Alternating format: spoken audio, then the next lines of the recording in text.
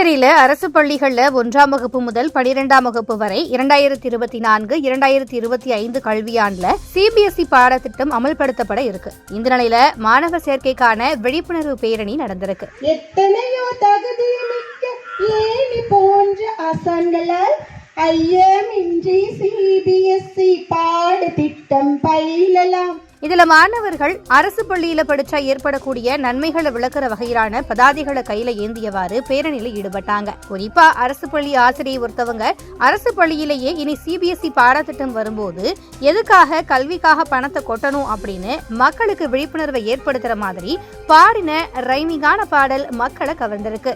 அரசு பள்ளியில் ஆங்கில வழியில் ஆசையாக படிக்கலாம், இன்பமாக கணினி வழியில் ஈஸியாக படிக்கலாம், உதவித்தொகை பெற்றே நீங்கள் ஊக்கமாக படிக்கலாம்.